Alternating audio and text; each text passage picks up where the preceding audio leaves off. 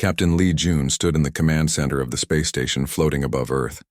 The metal walls around him hummed with the sound of computers and machines working day and night. Through the large window, he could see his home planet turning slowly below. The blue and white swirls of clouds moved across the brown and green land, but what caught his eye most was the deep blue color that covered most of the world.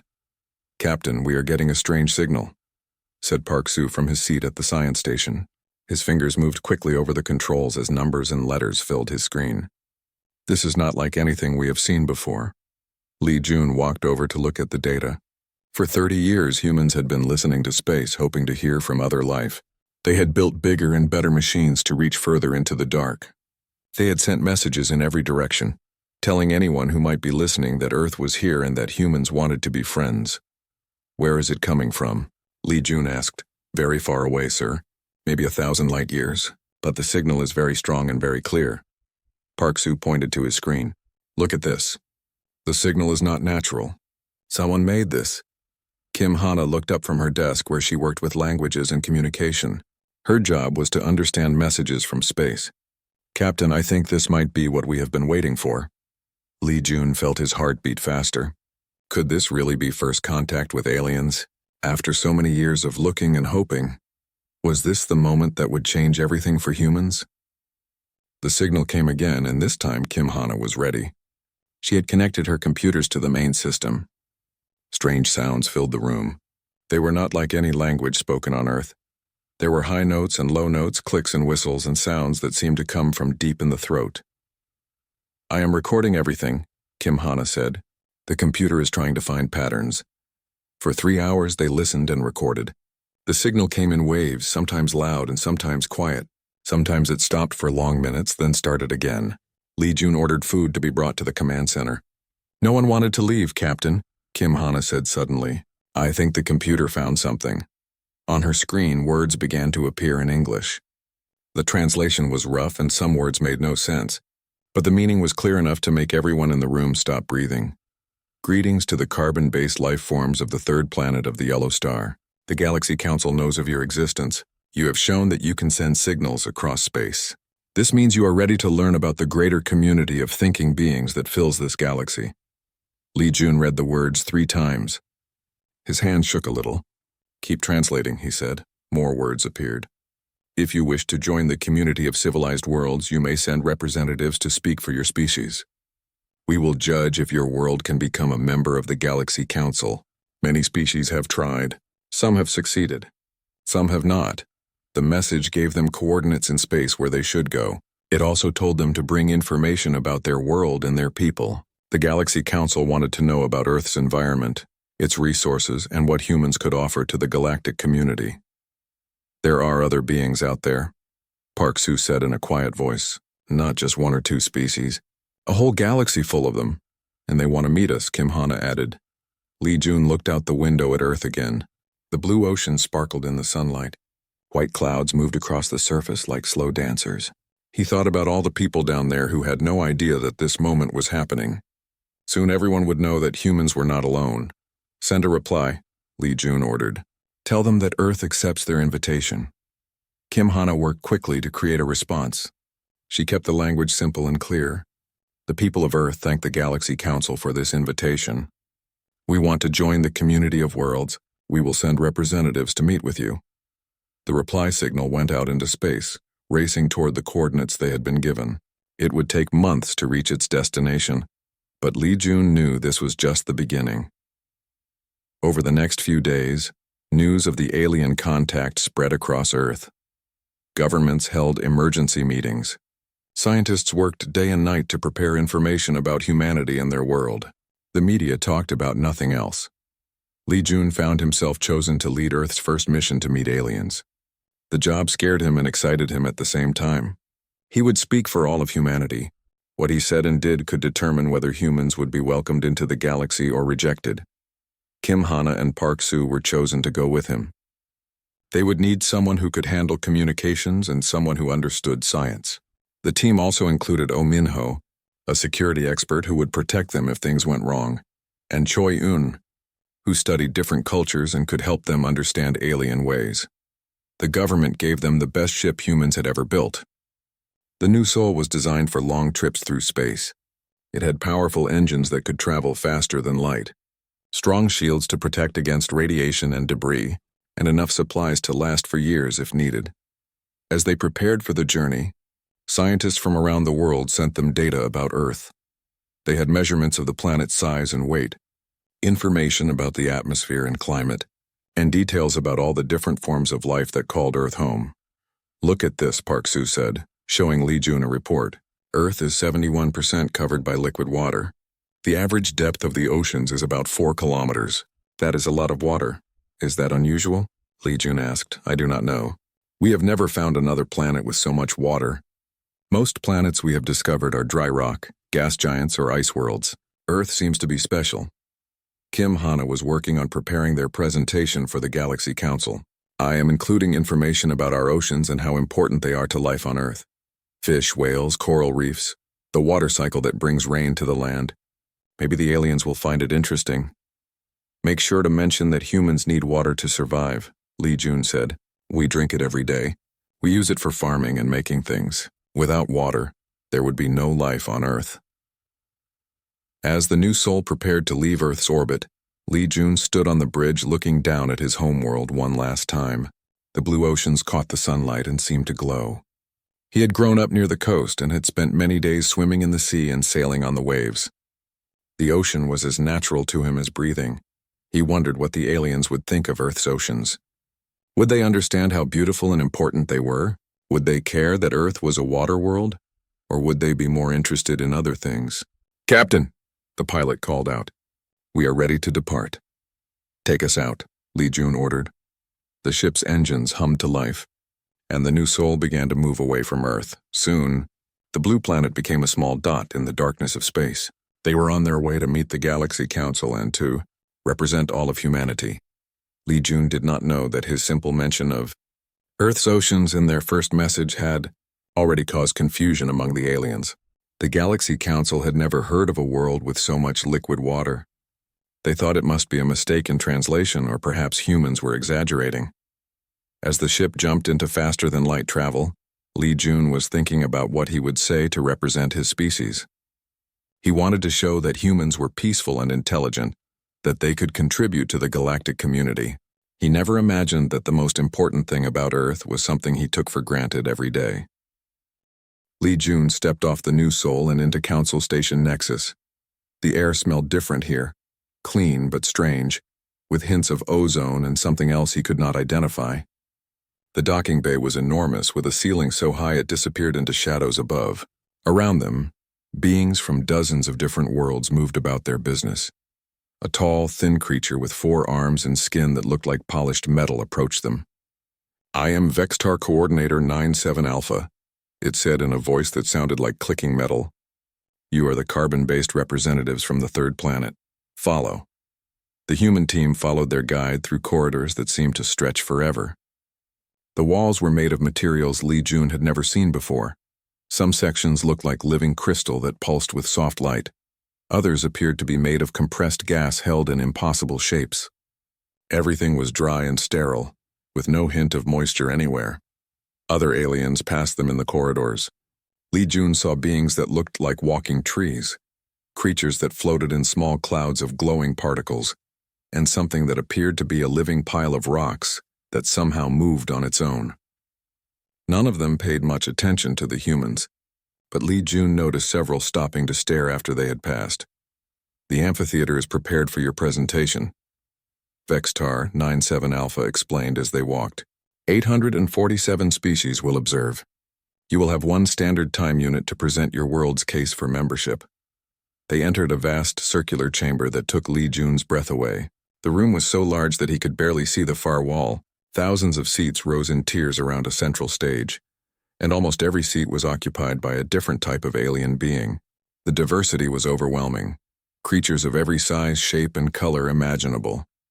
At the highest level of the amphitheater sat the Galaxy Council Prime members. Lee Jun could see Thekalon, a shifting cloud of gas contained within a transparent sphere. Next to it sat Zil Nara, a being that looked like a collection of living crystals arranged in a roughly humanoid shape. Nearby was Keftos, which appeared to be an ancient mechanical construct with glowing eyes and metal limbs. "Take your position on the central platform," Vextar 97 Alpha instructed. "When the signal is given, you may begin." Li Jun and his team walked to the center of the chamber. The stage rose from the floor as they stepped onto it, lifting them higher so all the aliens could see them clearly.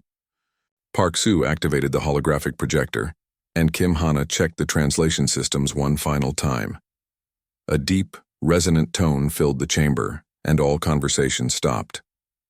Theclon's voice came from speakers around the room, sounding like wind blowing through a canyon. "We welcome the representatives from the third planet of the Yellow Star, the beings who call themselves humans. You may present your world for consideration by the Galaxy Council." Li Jun stepped forward. His heart was beating fast, but his voice was steady when he spoke.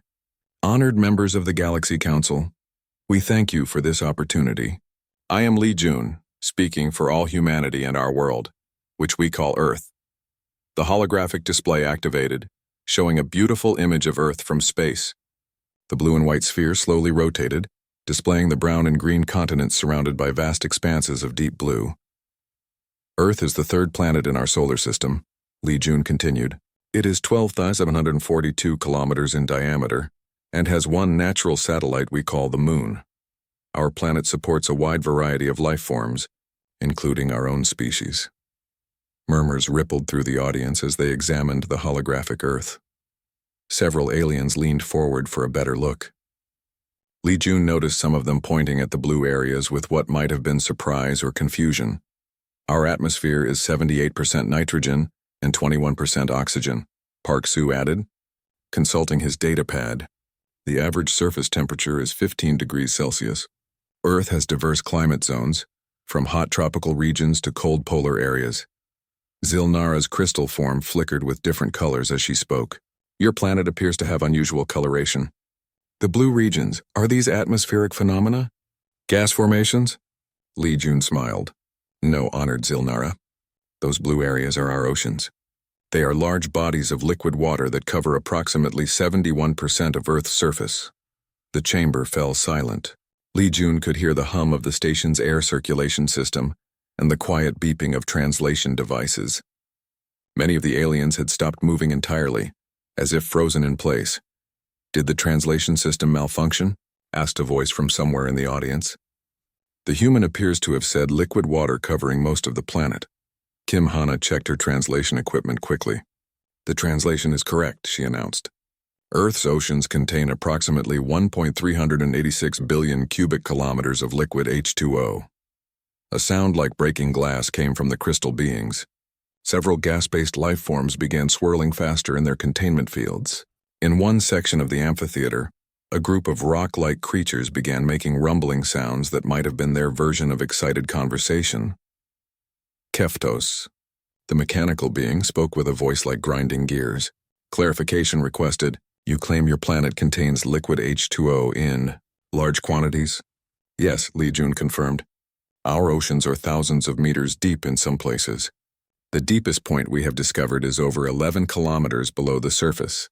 These oceans are home to countless species of fish, marine mammals, and other life forms."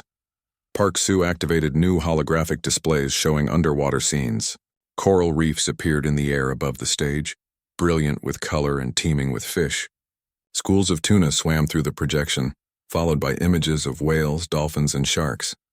"Many species on Earth live their entire lives in the water," Park Soo explained. "Fish breathe dissolved oxygen through their gills. Marine mammals like whales can hold their breath and dive to great depths. Some of our largest creatures live in the oceans." The hologram changed to show a blue whale, the largest animal on Earth. The massive creature moved gracefully through the water, its size dwarfing the smaller fish around it. "Impossible," whispered someone in the audience. "This creature, it moves through liquid H2O?" Zilnara asked, her crystal form pulsing rapidly with different colors. "Yes," Li Jun said. "Whales are air-breathing mammals, but they spend their entire lives in the ocean. They swim by moving their tails and can dive to depths of over 2 kilometers. Theclon's gas cloud swirled violently. "You speak of swimming as if it is a normal activity, as if moving through liquid H2O is common." "It is common on Earth," Choi Yun said, stepping forward. "Humans swim for recreation, exercise, and sport. Many humans learn to swim as children. We have built pools filled with water specifically for swimming. She activated another hologram showing a human swimming pool with people diving and swimming. Children played in the shallow end while adults swam laps in the deeper water. The reaction was immediate and dramatic. Several aliens in the front rows stood up and backed away from the stage. Others began making sounds that the translation system could not interpret, clicks, whistles, and rumbling noises that filled the chamber. They moved through it voluntarily? Keftos asked in what sounded like disbelief. Not only do we swim in water, Li Jun said, we drink it. Every human needs to consume approximately 2 liters of water every day to survive. We use water for cleaning, cooking, and agriculture. Water is essential to all life on Earth. The hologram changed again to show a human drinking a glass of water, then images of crops being irrigated, people washing, and rain falling on forests. They consume liquid H2O. The question came from multiple sources in the audience, creating an echo effect that made it sound like a chorus of shocked voices. Every day, Kim Hana confirmed, humans are approximately 60% water by body weight. Most life on Earth requires water to survive. Several more aliens stood up and began moving toward the exits. A section of insect-like beings began rapid clicking sounds that grew louder and more frantic. The mechanical being Keftos extended additional sensors toward the stage as if trying to verify what it was seeing. This is unprecedented, Tekalon announced to the chamber. In 50,000 years of galactic civilization, no species has reported contact with liquid H2O in quantities greater than trace amounts. Silnara's crystal form was now flashing rapidly between different colors. Emergency protocols may be required. If these beings have access to liquid H2O in the quantities they claim, is there a problem? Li Jun asked, noticing the growing agitation in the audience. Have we said something wrong? The chamber erupted into chaos. Aliens throughout the amphitheater began talking, clicking, whistling, and making sounds in dozens of languages. The translation system overloaded and began producing fragments of sentences in multiple languages at once. Water is most precious, impossible, dangerous, valuable beyond measure, never seen, cannot exist. Emergency session required. Through the noise, Li Jun heard Teklon's voice calling for order. Silence. The session will pause for emergency deliberation. The human representatives will remain on the platform. Council Prime will convene immediately. As the chaos continued around them, Li Jun looked at his team with confusion. The new soul moved through space at speeds that would have been impossible just 50 years ago. Li Jun walked through the ship's corridors, checking on his team as they prepared for the most important meeting in human history. The ship was quiet except for the soft hum of the engines and the gentle whoosh of air moving through the ventilation system. In the science lab, Park Soo was working with holographic displays of Earth. 3-dimensional images floated in the air, showing the planet from every angle. He could zoom in to see mountains and valleys, forests and deserts, and the vast blue expanses of the oceans. This should help them understand our world, Park Soo said as Li Jun entered the lab. I have images of every major biome on Earth. Tropical rainforests, Arctic tundra, grasslands, and of course, the marine environments. Li Jun watched as Park Soo manipulated the display to show the Pacific Ocean. The image showed waves rolling across the surface, with sunlight dancing on the water. Deep beneath the surface, the display revealed underwater mountains and valleys, coral reefs bright with color, and schools of fish moving like living clouds. The aliens might not understand what they are seeing, Li Jun said. We should be ready to explain everything in simple terms. I have prepared detailed explanations for each environment, Park Soo replied. But I am most excited to show them the ocean ecosystems. Earth has such incredible diversity of life in the water, from tiny plankton to massive whales, from shallow coral reefs to the deep ocean trenches. In another part of the ship, Kim Hana was working on translation protocols. The Galaxy Council had sent them a basic language package, but she wanted to be sure there would be no misunderstandings during their presentation. The alien languages are very different from anything we know, she told Li Jun when he visited her station. Some species communicate with sound, others with light patterns, and some with chemical signals. The Galaxy Council uses a universal translation system, but I want to double-check everything. She showed him some of the translation examples. Simple concepts like rock and gas translated easily, but when she tried to translate words related to water, the results were confusing. Look at this, Kim Hana said, pointing to her screen. When I input ocean, the translator gives me 3 different alien words. One means large empty space, another means impossible liquid dream, and the third means deathwater territory. None of these seem right.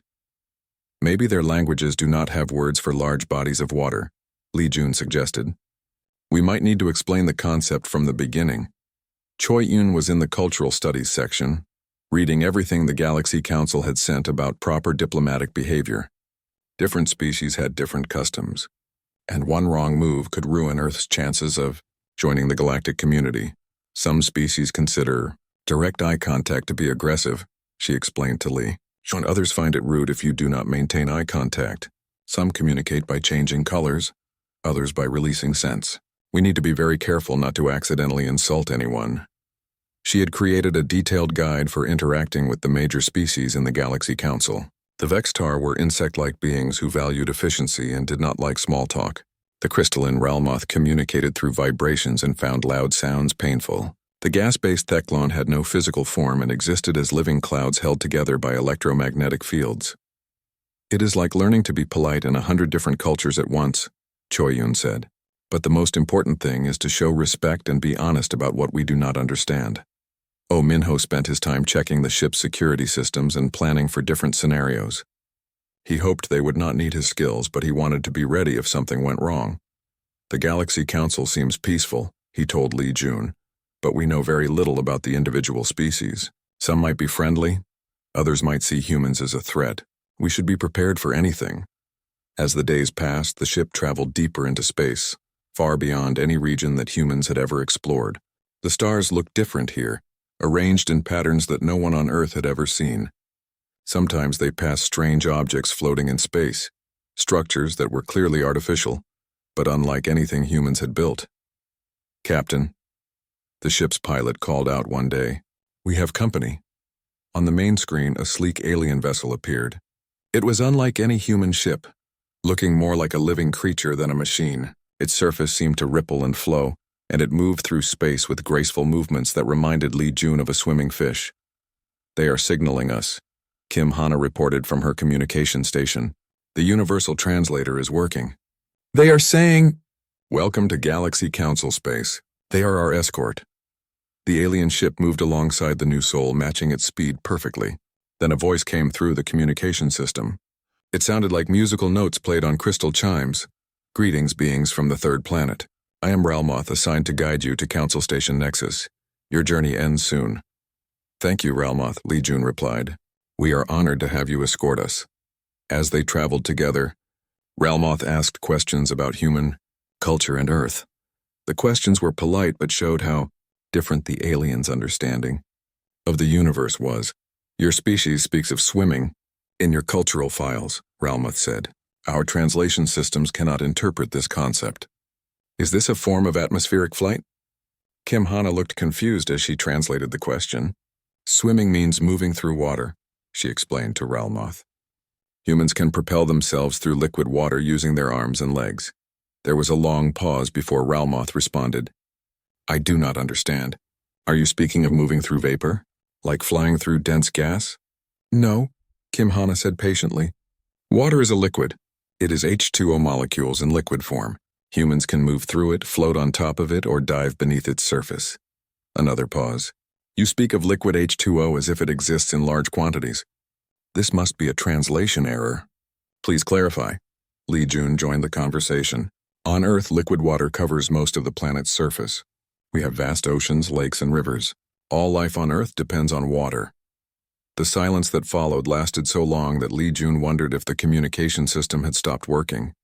When Ralmoth finally spoke again, the musical tone sounded different, more urgent. "You are saying your planet has liquid H2O in large amounts? Enough to swim in?" "Yes," Li Jun confirmed. "Our oceans are thousands of meters deep in some places. Humans sail boats on the surface and dive deep underwater. We swim for recreation and sport. This information will be important for the Council to know," Ralmoth said carefully. "I must send an advance report." Li Jun noticed that his escort ship began to move faster, as if Ralmoth was suddenly in a hurry to reach their destination. Hours later, Council Station Nexus appeared on their screens. The station was enormous, bigger than any city on Earth. It looked like a collection of different architectural styles all connected together. Crystal spires next to metal spheres. Organic-looking structures growing alongside geometric shapes. Thousands of ships of all sizes and designs moved around the station like busy insects. Incredible, Park Soo whispered. Look at all those different ship designs. Each one must be from a different species. As they approached the docking bay, Lee Jun felt nervous and excited. In a few hours, he would be speaking to representatives of hundreds of alien species. He would be presenting Earth's case for membership in the galactic community. Remember, he told his team, we are here to show that humans are intelligent, peaceful, and ready to contribute to the galaxy. Be honest about our capabilities and our limitations. The new soul settled into its assigned docking bay with a gentle thud. Through the windows, they could see other alien ships nearby. Some floated without touching the ground. Others had landed on multiple legs like giant spiders, and some seemed to be partially embedded in the station's walls. The station's atmosphere is safe for humans, Oh Minho reported after checking his instruments. We can breathe the air and the gravity is close to Earth normal. As they prepared to leave their ship and enter the alien station, Lee Jun thought about the conversation with Ralmoth. The alien had seemed very surprised to learn about Earth's water. Maybe water was rare in the galaxy, and Earth was unusual for having so much of it. He made a mental note to emphasize Earth's water resources during their presentation. If water was valuable to the Galaxy Council, it might help humanity's case for membership.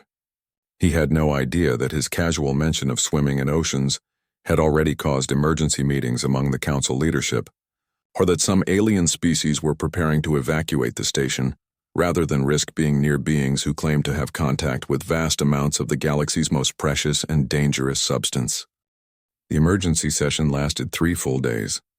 During this time, Lee Jun and his team remained on Council Station Nexus while alien scientists, economists, military leaders, and diplomats held heated discussions throughout the massive station. The humans could hear arguments echoing through the corridors in dozens of different languages, though the translation systems could only capture fragments. On the second day, Commander Nam Ji-won arrived with additional data from Earth. She brought detailed scans of Earth's water cycle, atmospheric readings, and geological surveys that proved beyond doubt that the humans were telling the truth about their planet's water abundance. The Council asked for proof, she told Lee Jun as she uploaded the data to the station's computer systems. These scans show every ocean, every river, every lake on Earth. They also show our weather patterns, including storm systems that dump billions of liters of fresh water on the continents every day. The reaction to this new data was swift and dramatic. Within hours, delegations from dozens of alien species requested private meetings with the human representatives. They came with offers, threats, pleas, and demands. The first to arrive was a group of insectoid beings led by Vextar coordinator Prime Alpha 9. They approached the humans with what appeared to be desperation.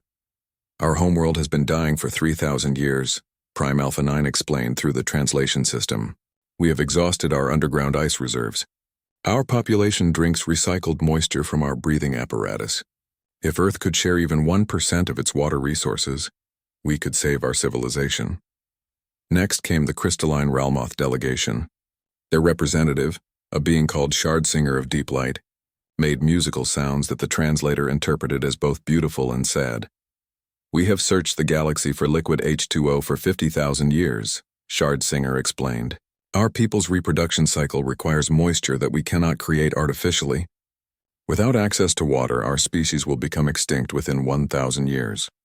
Engineer Bae Johan, who had arrived with Commander Nam Ji-won, studied the technical specifications that each alien delegation provided. He was amazed by their advanced technology, but also puzzled by their limitations. They have faster-than-light travel, artificial gravity, and energy weapons, he told Lee Jun privately, but they cannot create water. They can split atoms and bend space-time, but they cannot combine 2 hydrogen atoms with 1 oxygen atom and make them stay together in liquid form. Why not? Lee Jun asked. From what I understand, their physics works differently than ours. In their regions of the galaxy, H2O molecules are extremely unstable. The conditions that exist on Earth, the right temperature, the right pressure, the right magnetic field, apparently do not exist anywhere else. As the meetings continued, Li Jun began to understand the true scope of what Earth represented. It was not just a planet with water. It was the only known planet with water. In a galaxy containing trillions of worlds and hundreds of billions of intelligent species, Earth was unique. The economic implications were staggering. Theclon, the gas-based entity, explained the galactic economy during one of their sessions. For millennia, our trade systems have been based on the scarcity of H2O, Theclon said, its clouds swirling slowly. Small amounts of ice are traded like precious metals. A single drop of liquid water has more value than an entire starship. Your planet's ocean would be worth more than all the wealth of the Galaxy Council combined. But we don't want to sell our oceans, Li Jun protested. We need them to survive. All life on Earth depends on water. We understand this, Theclon replied. But even small amounts, perhaps wastewater from your industrial processes, could transform entire civilizations. Dr. Lim Yuna had been working with alien scientists to explain Earth's ecosystems. She found that many of them could not understand how life could exist in direct contact with water. They think water is like acid, she explained to Li Jun. In their experience, any organic material that touches liquid H2O immediately dissolves or breaks apart. The idea that fish can breathe water, that plants can grow in it, that humans can swim in it, to them, it is like saying we swim in molten lava. The breakthrough came when engineer Bei Johan suggested a simple demonstration. Working with the station's medical bay, he created a sealed container with Earth's atmosphere and brought a small sample of water from their ship's supply. When the alien scientists saw liquid water for the first time, a clear, stable liquid that did not immediately evaporate or explode, several of them fainted. Others made sounds of wonder that needed no translation. "It is beautiful," whispered Zilnara, her crystal form glowing with soft colors. "It moves like liquid light. How does it stay together?" "This is just ordinary water," Ba Johan explained. "On Earth we have rivers, lakes, and oceans full of this. Children play in it. People drink it every day." The final council session was held in the largest amphitheater on the station.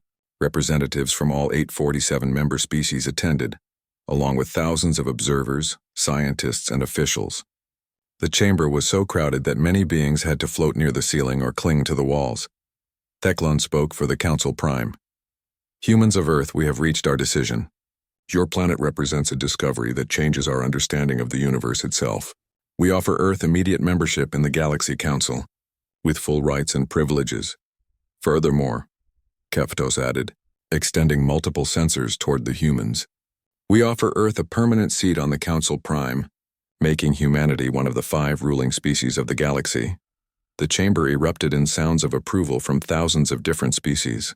Li Jun felt overwhelmed by the magnitude of what was being offered. Humanity would go from being unknown to being one of the galaxy's ruling powers, all because their planet had something that everyone else considered impossible. "There are conditions," Silnara said, her crystal form pulsing with serious colors. "Earth must be protected at all costs. We will provide defensive fleets, advanced technology, and military support to ensure that your planet remains safe." "Protected from what?" Oh Minho asked, his security instincts activated.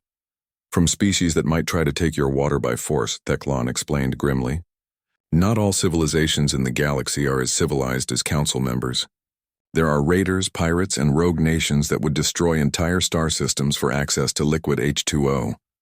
Over the following days, treaty negotiations proceeded at incredible speed. Dozens of species offered trade agreements, technology exchanges, and mutual defense pacts. Earth would receive advanced medical technology, faster-than-light communication systems, and scientific knowledge that would advance human civilization by thousands of years. In return, Earth agreed to share small amounts of water for scientific research and emergency humanitarian aid. The quantities were tiny by Earth standards, a few hundred liters per year, but represented unimaginable wealth to the galaxy. Commander Nam Jiwon established the first protocols for these water transfers. "We will start with distilled water for scientific research," she explained to the council. "Later, we might consider sharing water for species facing extinction due to drought."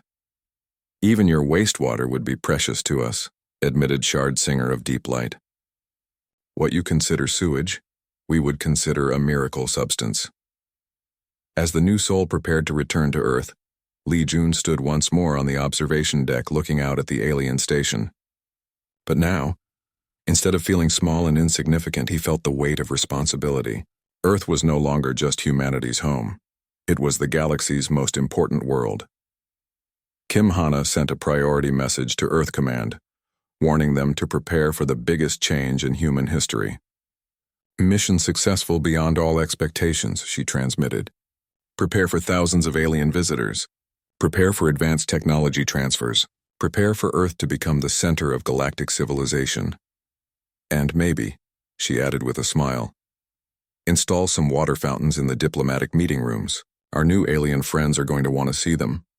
As their ship jumped to faster than light speed, heading home to the blue planet that had just become the most valuable world in the galaxy, Li Jun thought about children playing in swimming pools and surfers riding ocean waves. Things that humans took for granted every day were about to change the course of galactic history. Earth had oceans, and that changed everything. Li Jun and his team stood on the platform as the amphitheater emptied around them. Hundreds of alien beings rushed toward the exits, making sounds of panic and confusion. Some moved so quickly they seemed to blur. Others floated rapidly toward the ceiling exits. A few simply vanished in flashes of light, apparently teleporting away from the chamber. What did we do wrong? Kim Hana asked, watching a group of crystalline beings shatter into smaller pieces as they fled. I thought we were supposed to tell them about Earth. Maybe they do not like water, Park Soo suggested. But that seems strange. Water is just H2O. It is a simple molecule. Oh Minho kept his hand near his weapon, though he doubted it would help against hundreds of alien species. Something about our planet scares them. We need to find out what. Vexitar 97 Alpha approached the platform, its metal skin reflecting the chamber's lights. You will remain here. The Council Prime has called an emergency session. This has never happened before in the history of the Galaxy Council. Can you tell us what we said that caused such a reaction? Li Jun asked. The alien's forearms moved in what might have been confusion. You spoke of liquid H2O. Large quantities of liquid H2O. This is not possible. H2O is the most precious substance in the galaxy. Wars have been fought over single drops. Entire civilizations have risen and fallen trying to create even small amounts. Choi Yun stepped forward. On Earth, water is common. We use it every day for drinking, cooking, cleaning. Children play in it during summer. It falls from the sky as rain. Vextar 97 Alpha made a sound like metal scraping against metal. You speak of impossibilities. Rain? You mean liquid H2O falls from your atmosphere? Yes, Li Jun confirmed. The water evaporates from the oceans, forms clouds, and falls back to Earth as rain or snow. This is how our planet maintains its water cycle. The alien backed away from them.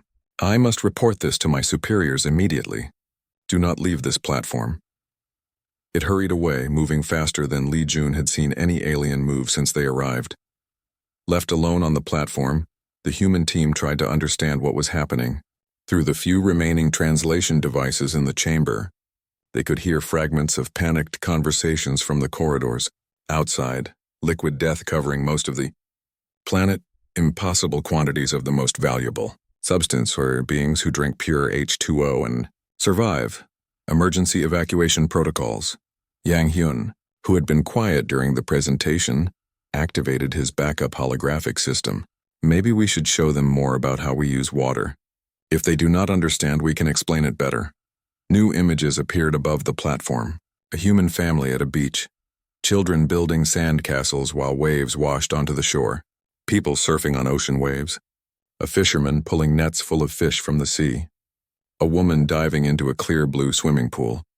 The few aliens who had remained in the chamber to observe made sounds of terror when they saw the images. Several more fled immediately. One being that looked like a walking plant wilted and collapsed, apparently fainting from shock. Turn it off, Kim Hana said quickly. We are making things worse. Hours passed before the Council Prime returned to the chamber. When they did, they brought with them dozens of alien scientists, military officials, and what appeared to be emergency response teams. Some wore protective suits as if they expected to encounter something dangerous. Thecalon's gas cloud had grown larger and was swirling much faster than before.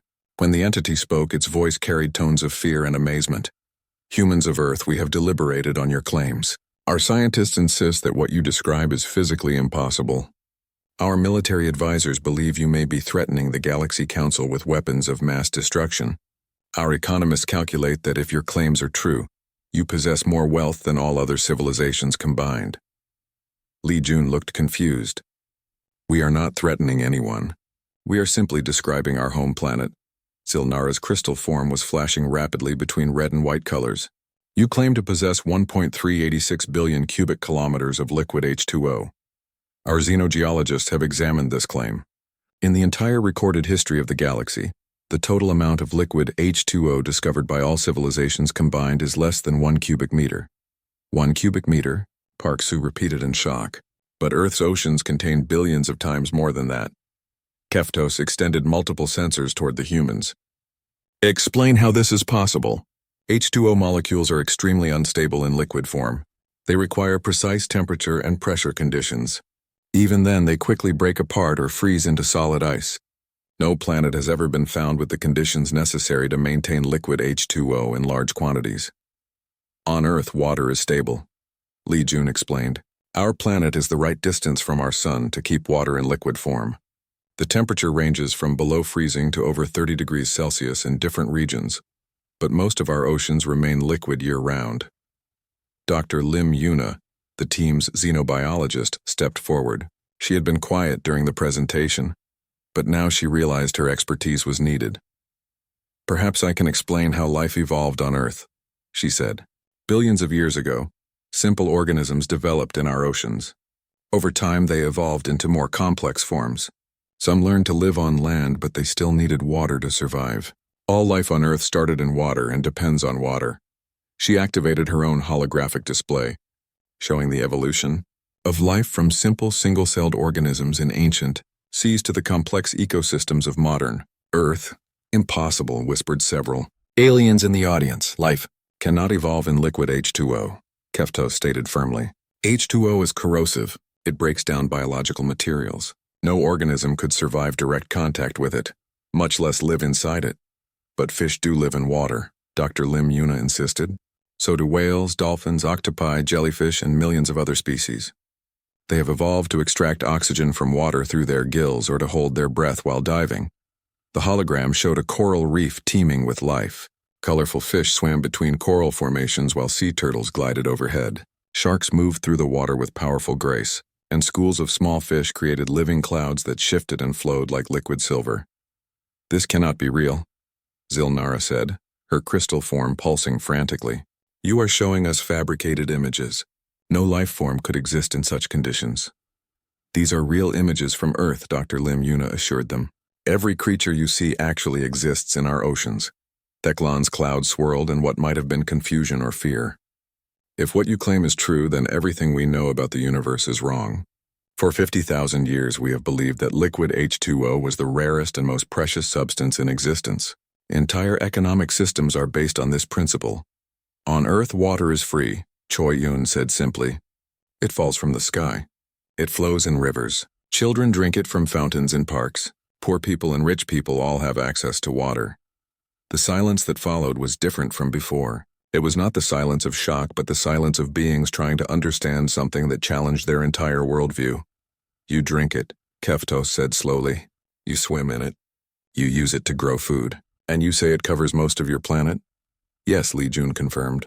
Humans cannot survive more than a few days without drinking water.